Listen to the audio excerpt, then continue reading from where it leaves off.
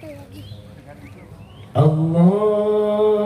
Akbar, Allahu Akbar, la ilaha illallah, Allahu Akbar, Allahu Akbar, walillahil hamd. Allahu Akbar, Allahu Akbar, la ilaha illallah, Allahu Akbar, Allahu Akbar, walillahil hamd. Oke, informasi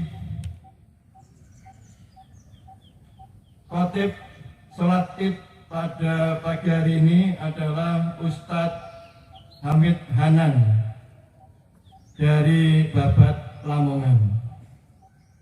Sedangkan imam sholat Id adalah Ustadz Gunadi. Assalamualaikum warahmatullahi wabarakatuh.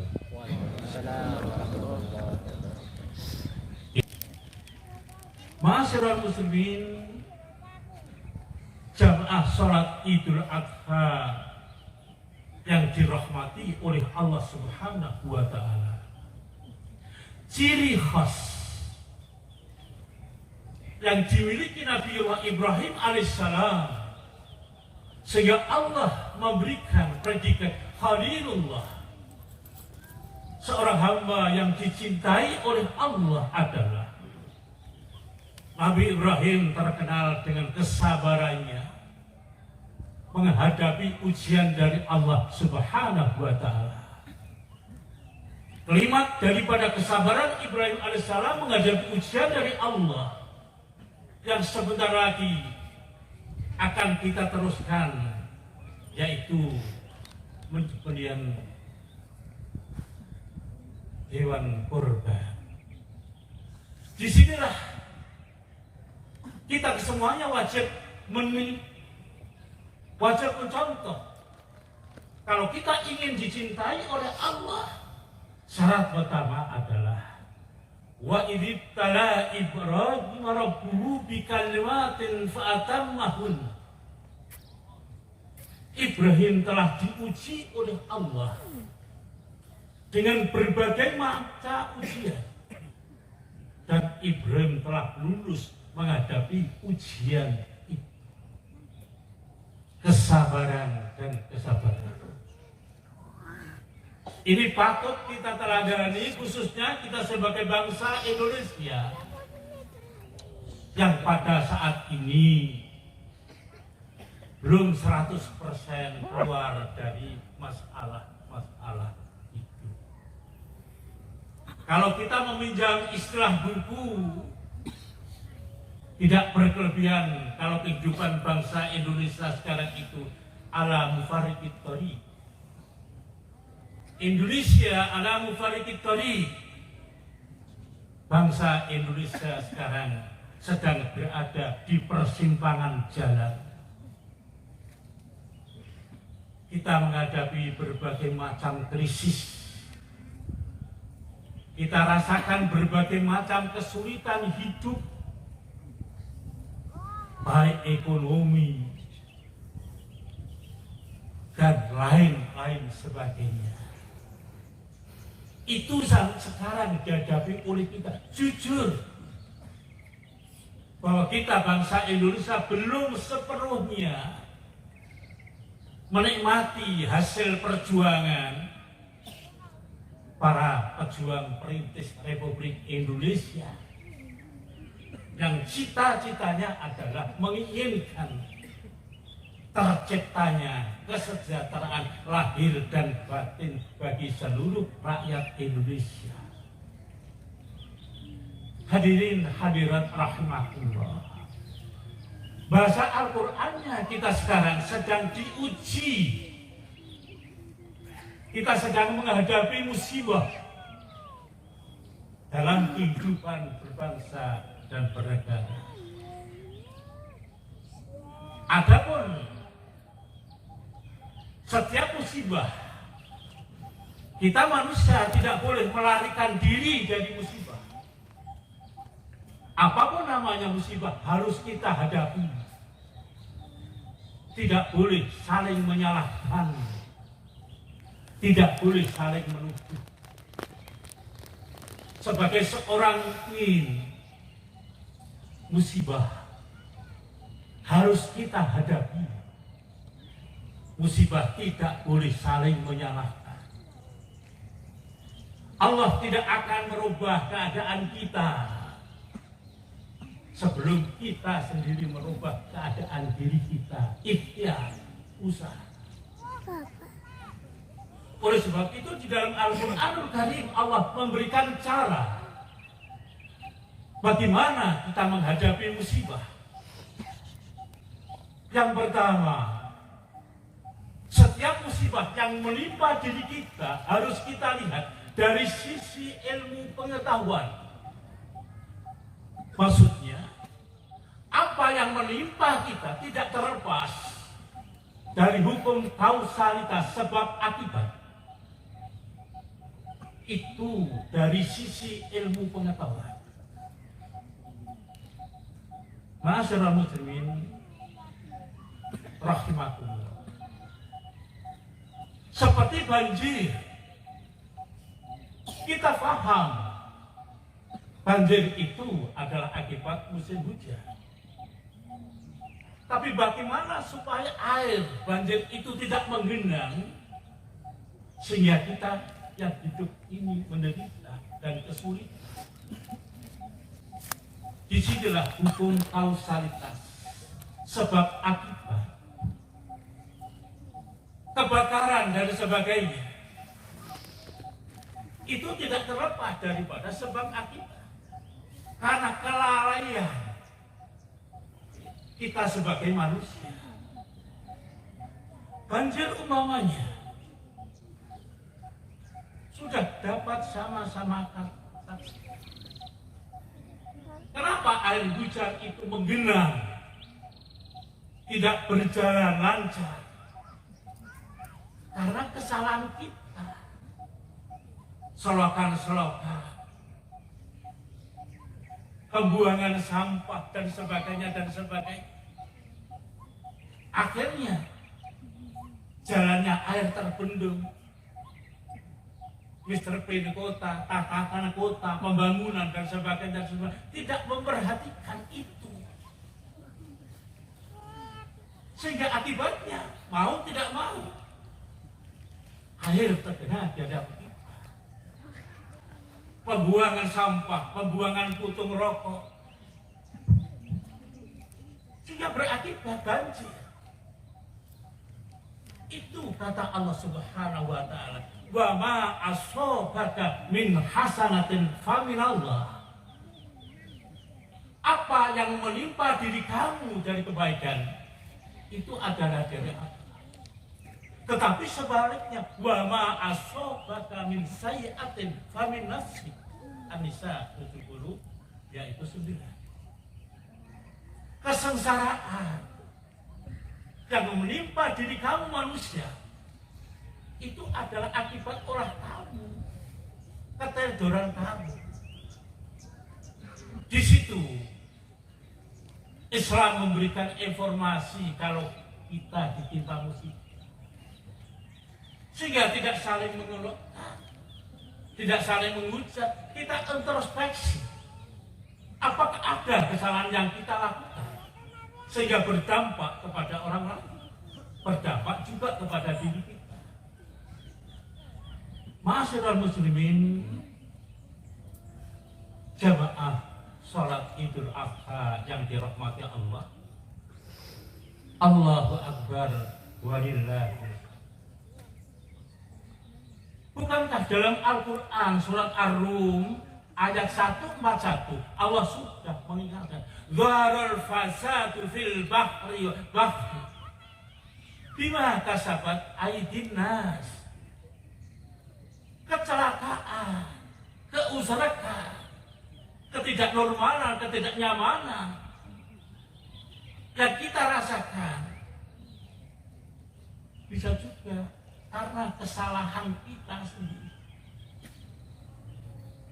Itu dari sisi ilmu pengetahuan. Tetapi berapa banyak ikhtiar usaha manusia untuk membendung itu kesemuanya. Tetapi masih datang juga musibah-musibah, peristiwa-peristiwa alam itu kepada kita. Disinilah fungsinya kita lihat musibah dari sisi keimanan. Bagaimana musibah itu kalau kita lihat dari sisi keimanan? Yang pertama, musibah itu adalah sebagai ujian iman kita kepada Allah Subhanahu wa Ta'ala. Bukan setiap musibah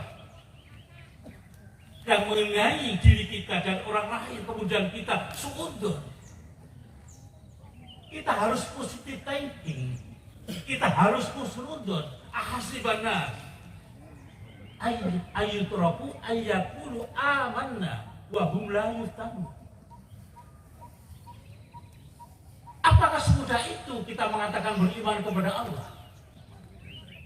Sementara kita belum pernah diuji oleh Allah sebagaimana orang-orang dahulu telah diuji oleh Allah Subhanahu wa Ta'ala.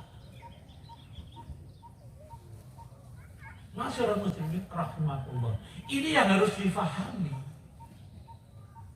Bukan setiap musibah itu negatif. Musibah itu ada kalanya positif. Sebagai ujian iman dan untuk menaikkan derajat kita. Bangsa Indonesia berbagai macam musibah terakhir pandemi. Mudah-mudahan itu kesemuanya dalam rangka mengangkat derajat kita, keimanan kita kepada Allah Subhanahu wa Ta'ala. Cuma masalahnya sekarang,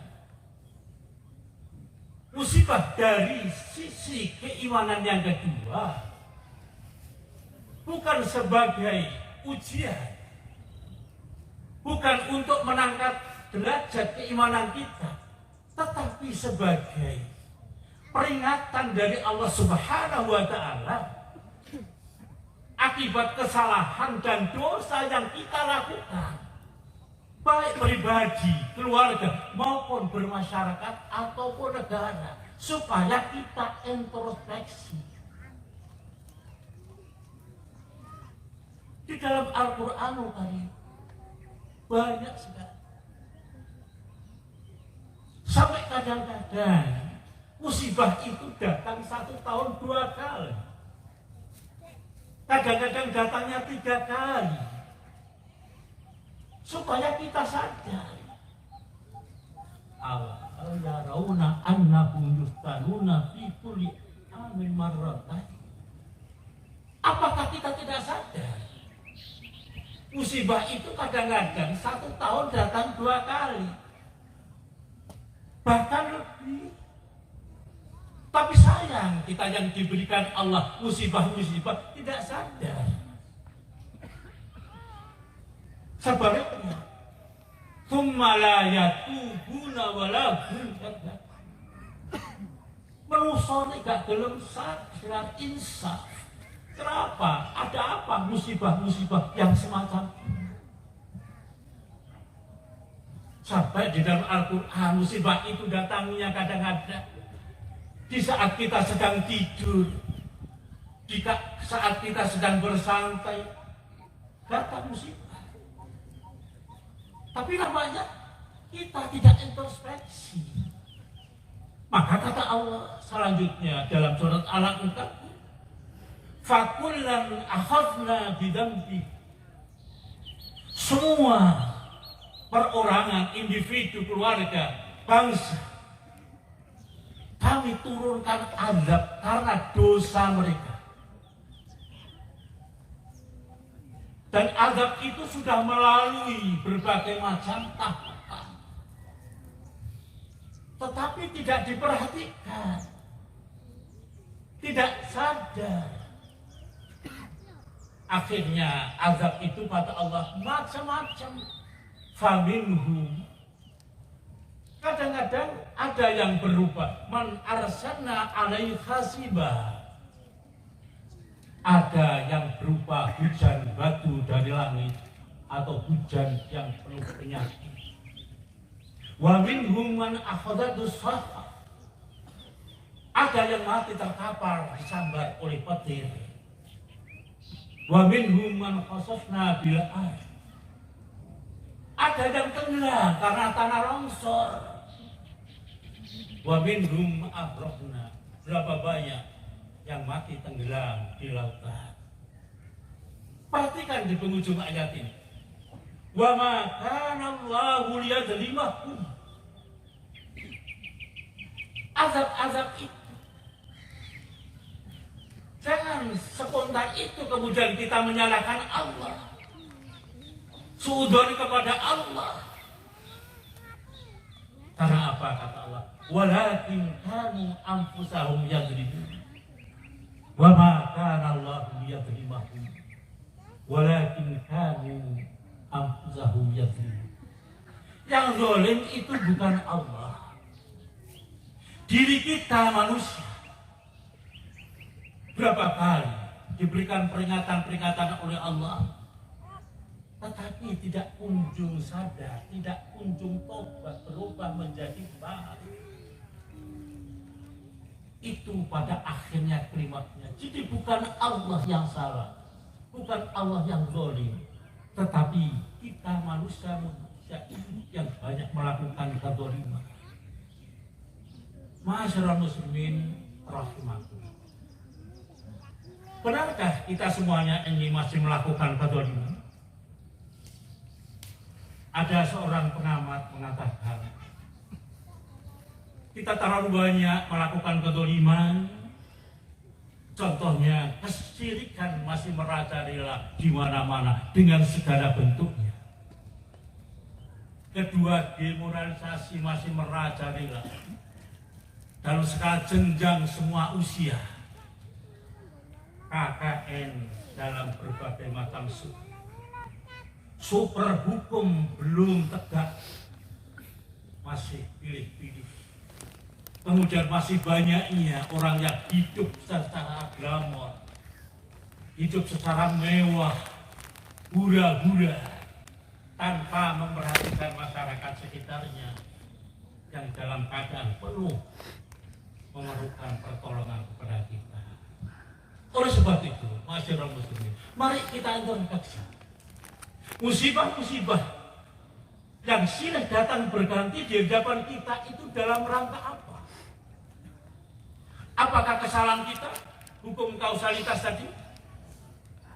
Ataukah karena untuk meningkatkan keimanan kita?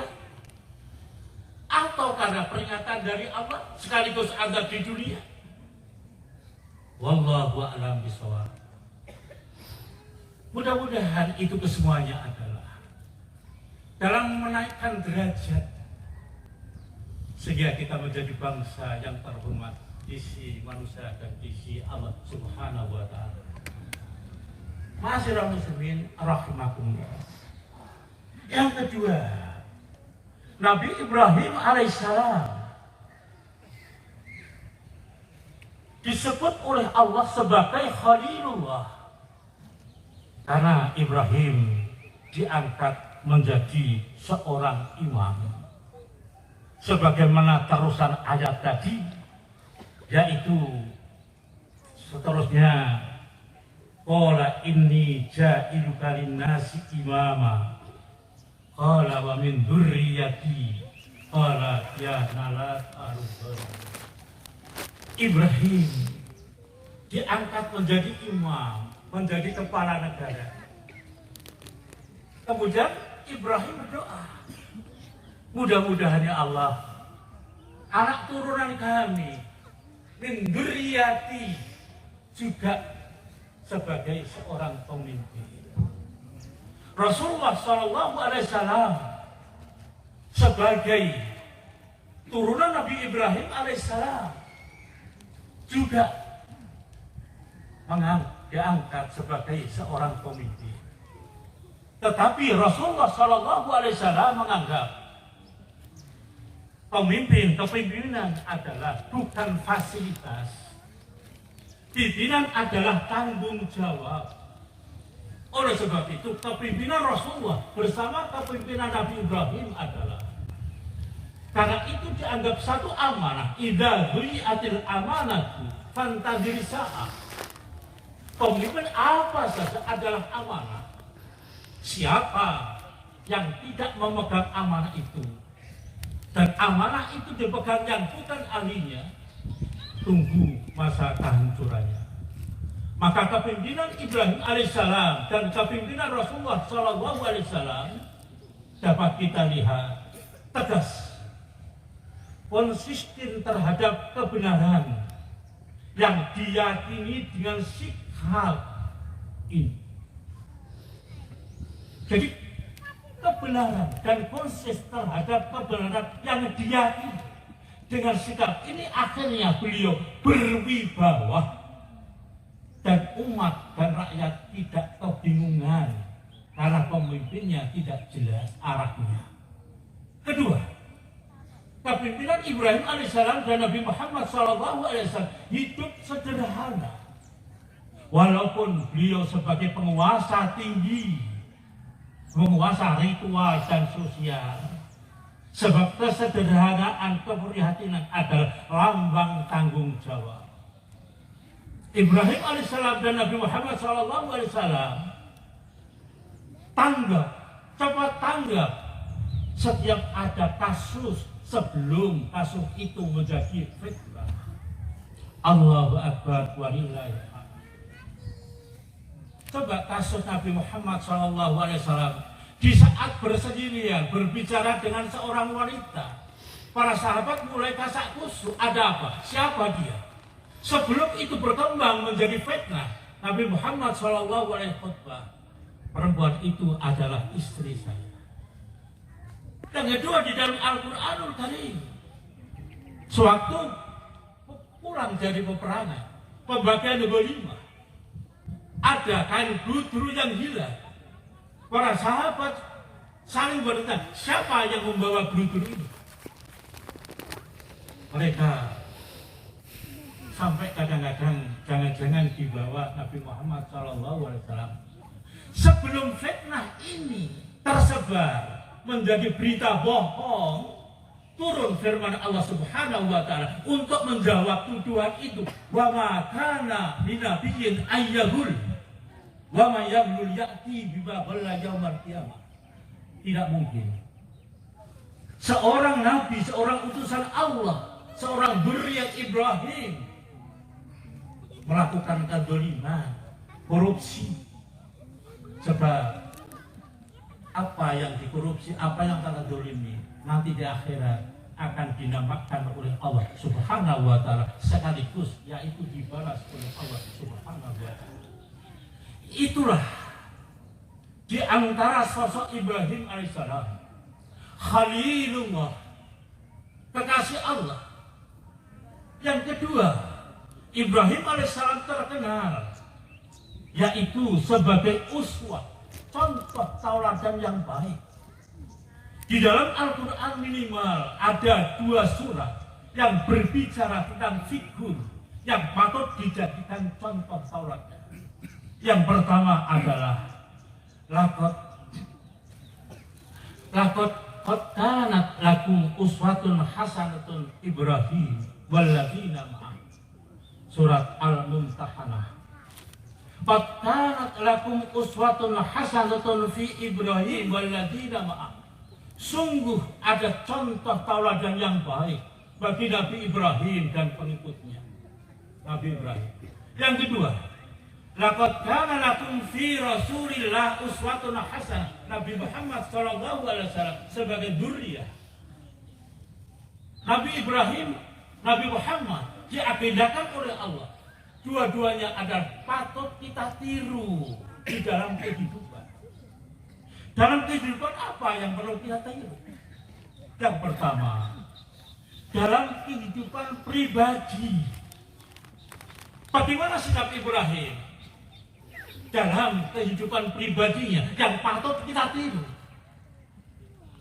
Di dalam Al-Quran tadi, Allah Subhanahu wa Ta'ala berfirman, "Inna Ibrahim kana ummatan qanitan lillah." Ibrahim itu adalah seseorang yang sangat patuh kepada Allah Subhanahu wa Ta'ala. Seperti peristiwa korban. Di saat perintah Allah itu datang, tidak ada pilihan kedua ketiga. Sami'na wa ata'na. Tidak ada pilihan. Itu sejatinya kita orang Islam harus begitu. Setiap ada perintah Allah, jangan ada sempat menawar, ada sempat memilih. Karena itu perintah Allah. Nabi Ibrahim juga begitu. Qanitan lillah. Patuh, sangat patuh kepada Allah Subhanahu wa Ta'ala. Hanifan. Ibrahim itu sangat lurus, punya prinsip istiqamah. Ma'asyiral muslimin rahimakumullah. Akhir-akhir ini kalau kita perhatikan, keimanan kita ini benar-benar sangat diuji di akhir zaman ini. Berbagai macam taktik planning, lebih-lebih yang dilancarkan oleh orientalis Hudul Fikrinya. Peperangan sekarang yang dihadapi umat Islam bukan sekedar peperangan senjata. Yang harus diwaspadai adalah peperangan otak, cuci otak, Hudul Fikri. Kenapa mereka bukan menyerang lagi walaupun masih ada? Karena bagi mereka cukup praktis, tidak menghabiskan biaya banyak, tidak ada korban yang berjatuhan seperti perang-perang fisik, menghabiskan harta, menghabiskan nyawa. Mereka cukup dipotong. Tentaranya tidak harus dari mereka, disebar di seluruh dunia. Ada, termasuk di Indonesia. Tugasnya apa? Mencuci otak kita. Kita dibiarkan sholat, kita dibiarkan korban, kita dibiarkan haji, tapi jangan sampai isi syariat itu, isi agama itu diterapkan dalam kehidupan sehari-hari. Oleh sebab itu, cara mereka jelas mendangkalkan akidah dengan cara tasdid. Kita diciptakan menjadi orang yang ragu-ragu terhadap agama kita. Cara kedua, tasywi, tuduhan kepada umat Islam. Islam itu sadis dan lain-lain sebagainya. Takwif, takut. Bagaimana caranya umat Islam itu juga menjadi umat yang pada akhirnya takwif, menjadi umat, menjadi orang yang ke barat-baratan. Apa yang datang dari barat, semuanya kita telan tanpa kita melihat terlebih dulu itu sesuai dengan akidah atau tidak. Yang kedua, dalam rangka itu adalah memutarbalikkan ayat waspada umat Islam. Ayat Al-Quran mulai dikutak-katik, dirubah-rubah, dipindah-pindah. Sampai ada Al-Quran, the true Al-Quran, Al-Quran palsu.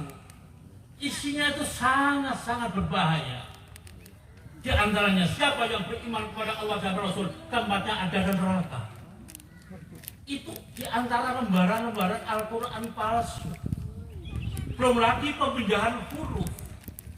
Yang ada huruf la dibuat. Itu adalah membolak-balikkan ayat. Dan yang terakhir adalah memecah belah umat Islam. Bagaimana caranya? At-tanazu'u fil mulki, perebutan kekuasaan.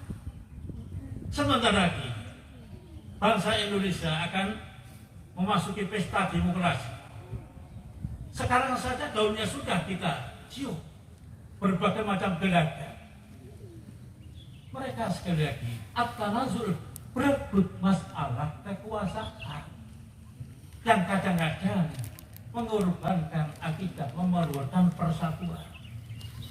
Ashabiyatul madzahib, umat Islam diarahkan supaya fanatik kepada mazhab. Oleh sebab itu, fatwa Majelis Taklim, kita boleh berbeda, tolong hormatilah, sayangilah saudara kita sesama Islam. Kemudian jasa da'il Islam, berapa banyak olah yang dibikin oleh orang-orang yang tidak senang sama Islam. Al-qaulu bir-ra'yi. Kemudian di dalam fatwa beragama bukan berlandaskan kepada Al-Quran dan Al-Hadis dan sebagainya, berlandaskan kepada akal pikiran. Ini adalah keadaan yang sangat memprihatinkan. Makanya Ibrahim alaihissalam qanitan wa hanifa wa lam yakun minal musyrikin syakiran li'anam. Yang terakhir, Nabi Ibrahim alaihissalam sebagai seorang bapak, dia mendapatkan anak turunannya menjadi waladun soleh. Bukan sekedar pinter, tapi ngerti. Waladun solihun, bukan sekedar dilahirkan.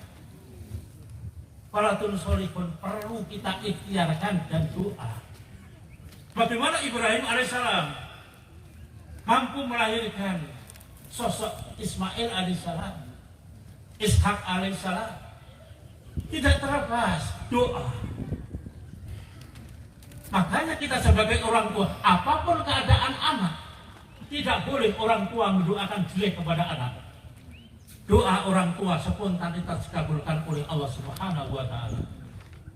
Waladun sholihun, tanggap tentang keburukan orang tua, lebih-lebih kalau orang tuanya sudah sakit-sakitan. Mengajari kalimat la ilaha illallah di saat azan. Setelah itu rutin setelah meninggal dunia, Rabbighfirli wa liwalidayya warhamhuma kama rabbayani shaghira. Itulah potret waladun sholihun yang didambakan oleh Nabi Ibrahim alaihissalam. Itu kesemuanya adalah karena jangan sampai sekali-kali kita dan anak-anak kita mati kecuali dalam keadaan Islam. Ma'asyiral muslimin, jamaah sholat Id insyaallah dirahmati oleh Allah Subhanahu wa Ta'ala. Demikian yang sempat kami sampaikan. Mudah-mudahan cerita Nabi Ibrahim alaihissalam mampu kita teladani, karena kehidupan kita sekarang itu adalah karena tidak ada uswah, tidak ada keteladanan yang baik, sehingga yang dibawa sebagai anak dan dibawa sebagai bawaan bingung mana yang harus ditiru.